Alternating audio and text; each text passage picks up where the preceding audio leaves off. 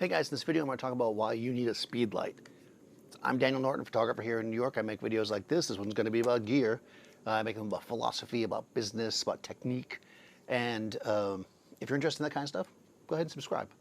This is going to be a pretty short video, I think. We've been talking a lot on the channel about lighting and why I think it's super important and what you should do. And from that, I got a gazillion and a half DMs about what should I buy first. I do actually have a video that I made a little while back about kind of a starting lighting kit, like very generalized.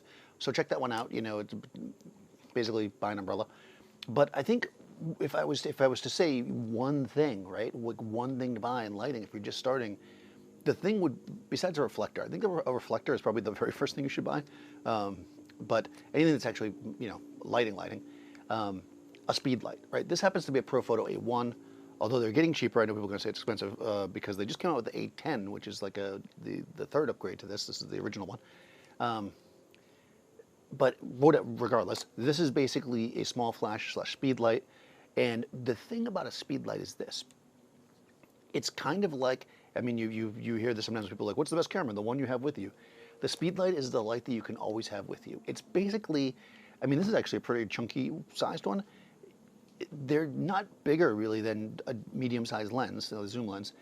They're powerful for what they are, and they're super simple. So the idea to just have light with you everywhere is one that will really change your photography. You could go anywhere with your bag over your shoulder and throw a single speed light in it for the most part, and it will give you the ability to at least have some control over your environment. I'm just going to talk about some of the basics of it. If you know all about speed lights, then maybe this is just going to be a refresher to you, but you know, maybe you'll listen anyways. So just in case you don't know, I'm going to be fairly simple here. A speed light or a small flash basically is a shoe-mounted flash, meaning that most cameras, you know, most medium to high-end cameras, anywhere from that range, you know, not point and shoots, not all point and shoots, so some have them, have a shoe on the top. That shoe is called a hot shoe. It's hot because it has electrical contacts which work with the speed light, which will then allow you to fire the flash and to kind of control it in a sense, right? This gives us the ability to basically shoot when it's dark. Now, I get that high ISO gives you that ability as well, right? So why use a flash? Well, there's lots of reasons, right? And frankly, on-camera flash is not what I'm going to talk about today. So forget about that. Like, don't even consider that part of it, that it allows you to shoot when it's dark, okay? What this is going to be for is it's for shaping light and adding kind of a three-dimensionality to your images. And to do that, you basically want to take the flash, for the most part, off the camera. And this is the great thing about speed lights. 90% of them, I would say, all right, I might be throwing a number out there, but a lot of speed lights, the vast majority of speed lights these days, have some kind of built-in radio system or optical system where you can take it off the camera and then with some other kind of small controller, and sometimes it's even built, you can even use the pop-up flash in your camera depending on which kind of system you're using, you can actually control these flashes. Meaning that if I put the flash, like I'm using a Nikon to record myself, if I put this on top of the Nikon and I shot it right at me here, it'd be flat and ugly and it'd be that flash look, you know, unless you're going for that. But with being the ability to take it off camera, I could literally place it just out of my frame. I know this isn't out of the frame. Well, I guess this is out of the frame. And I could put it, I'll put it here so you can see it. I could put it really close to me and allow it to come from an angle, thus creating shadow on the face, creating drama. I could do half-lit face. I could do like kind of a three-quarter Rembrandt, as I say, right? I could do all kinds of stuff. I got a light from underneath. I could do a beauty light. Having the ability to take the flash off the camera is huge, and the fact that the speed light works, most of them work in TTL, which means it meters itself, so you don't need any external meter, and it's so lightweight, you could pretty much hand it to just about anybody who's with you, or even sit it on something, and create off-camera light that's very interesting. Whether it be using it as a main light, a key light, pointing it like that, or using it as a separation light or a hair light, or maybe lighting the background up if you have somebody in beautiful natural light, but then it goes dark in the background. Just having the ability to add that one extra splash of light with something that's very small and, you know, I mean, if you don't get an A1, you know, relatively inexpensive. I mean, you can get speed lights with built-in radios and TTL for, you know, a little over $100, maybe even a little less, depending on the brand you have.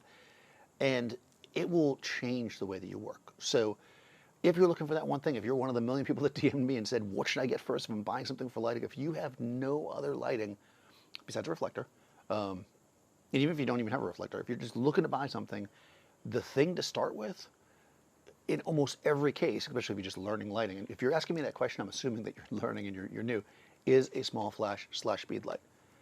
Get the best one you can afford, but you don't need a fancy one. Just know that the ones that are what you pay for in photography equipment generally is longevity and consistency. So if you buy one that's very inexpensive, it's probably not going to last you forever.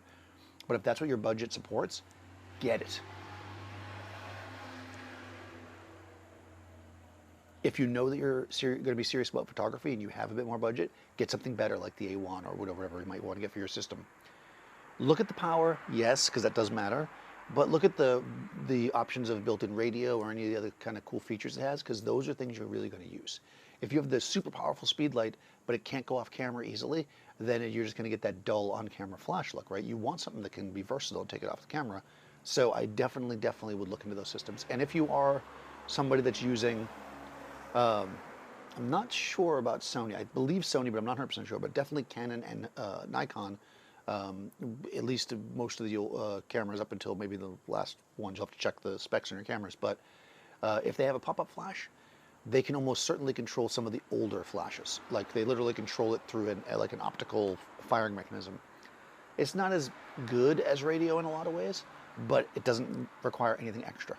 You know, so if you have something like a Canon Rebel, let's say an older Rebel, and it's got a pop-up flash, you could probably pick up like a used, decent Canon flash, you know, a couple generations back and be able to control that with nothing else. So again, I don't know what brand you have and exactly that. Do your research, call Adorama. They can definitely help you and put you in the right direction. But or just buy something with a system. Like this is the A1, you buy the ProPhoto remote, it fires it. If you get a Flashpoint, which is that Adorama brand, they have their little remote that fires it as well. You know, if you have whatever, Sony or Canon or Nikon, they all have their remotes. Or some way to fire it.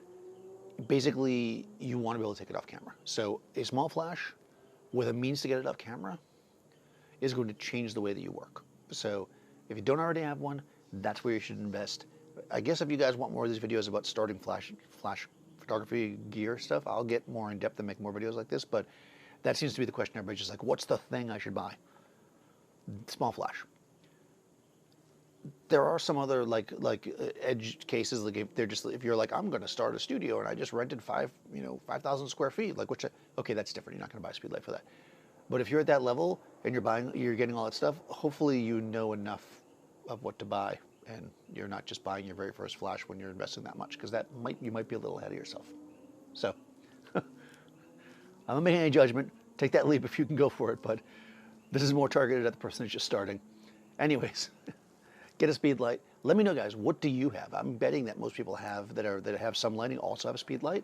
And if you don't have a speed light and you're looking to get one and you have certain brands or whatever and you want recommendations, put it in the comments. I'll allow other people I would like other people that read those comments to answer your question and tell you. I'm not going to tell you what flash to buy all the time. There's plenty of people out there that use the less expensive stuff.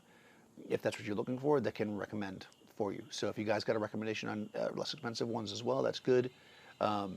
Let's put them down there. By the way, I don't know, I've been getting a lot of this lately where people put comments with links in it. YouTube automatically puts those as spam, and I never check my spam folder. So if you are commenting on my videos and you're finding the comments aren't being public and you're DMing me saying that the comment didn't go public, it's probably because you put a link in it. So don't put links in the videos. I'm not going to change those settings because when I first started the channel, I got a lot of spammy stuff that I did not want my viewers to be exposed to. Didn't want anybody to expose some of that stuff. So don't put links in your comments, and they will show up for sure. I do go through every comment and make sure, and try to answer them all. So, at least if I don't answer them, I at least try to give you a thumbs up or something so you know that I read it, because it is important to me to have the community and everything. But I did get a bunch of DMs in the last little bit about people saying their comments didn't show up. That's probably why. So anyways, guys, if you haven't already, go ahead and subscribe, ring the bell so you get all notifications, and I'll see you next time.